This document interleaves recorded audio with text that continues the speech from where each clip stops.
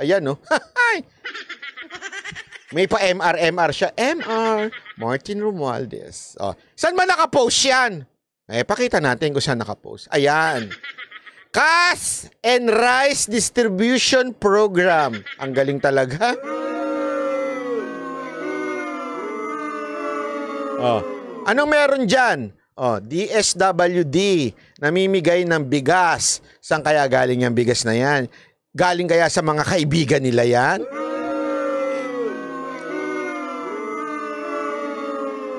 Tapos may MR pang nasa paligid. Ayan, oh. Pakita pa natin. Tuwan-tuwa siya. Oh. Ay! Masaya ko. Wala akong ginastos dito. Pero napapamigay ako ng mga... Ayan, oh. Ayan, mga picture nila sa likod. Oh. Ang saya-saya. Hindi man lang nilagay yung picture na pinsan niya. Next time, lagay mo naman yung picture ng pinsan mo. Maya ka naman. Hindi. Walang biro yun, ha. Kasi siyempre, presidente yun, eh. Hindi, joke lang. DSWD ba si MR? Hindi nga eh. Ang weird, ano? Sekretary na ba ng DSWD dito si ano? Si Romualdez? Kakaiba. Isipin mo ha, pera ng taong bayan to. Mukha niya nakalagay. Anong tawag mo dun? Di ba? Hindi, anong tawag mo dun? Di ba? Kaplastikan. Epal. Ang lupit. Ang aga mangampanya. Yun nga ang tanong dito eh. Saan kaya siya nangangampanya? Senador o presidente? Kasi balita ko, ibang pumasok sa survey, yung asawa eh. So, yun ang pang senador eh. Siya, naku, para saan kaya to? Antindi, no? Representative siya ng Leyte, di Laguna. Correct. Palakpakan natin ng pinaka-epal na politiko ngayon sa ating bansa. Congratulations, Speaker Romualdez, dahil pinalitan mo na ang trono ni Mar Rojas. Palakpakan. Hindi, walang biro Sobrang palitan niya na yung posisyon ni Mar Rojas. Si Mar Rojas, wala na, nalaos na eh.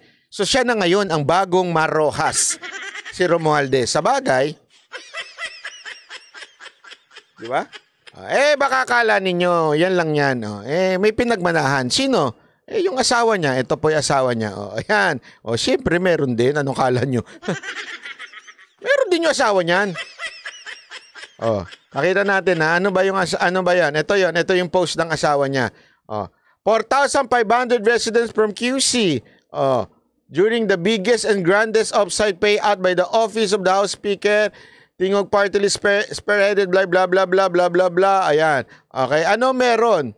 Ayan. So yung namigay ang iba't ibang kumpanya. Ayan. Halo-halo diyan. At syempre ang DSWD.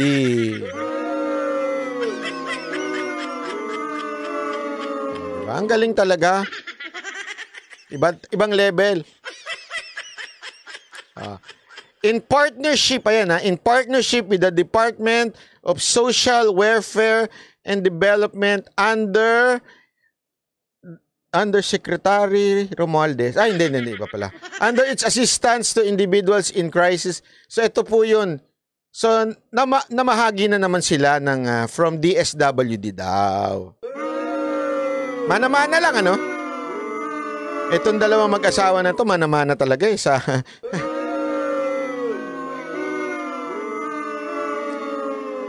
Ay nako, tingog. Ewan ko ba sa inyo, talaga nga namang kanya-kanyang epal na lang kayo. Napaka-epal na isipin dahil syempre, isa lang ang pwedeng tumakbong kongresista sa lugar nila. Alam naman sila mag-asawa, maglabanan. Hindi gumawa ng sariling party list. Para raw silang congressman.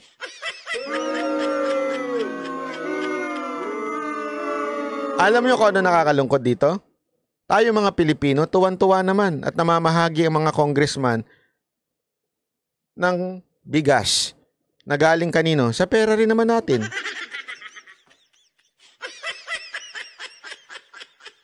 Alam mo, isipin nyo to Isipin nyo na maigi to. Nung panahon ni Pangulong Duterte, nawala na yan yung mga ganyang epal. Kung meron man, hindi yung mga malalapit kay Pangulong Duterte, di ba?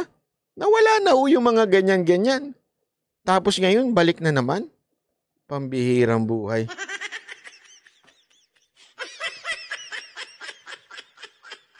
Alam mo na, sa totoo lang, nawala respeto ko tuloy dito kay ano. Sabi pa naman nila, magaling daw yung si Gatchalian. Kaya lang, no choice naman siya. Di ba? No choice naman siya. Pag sinabi nung speaker, akin yan, ha?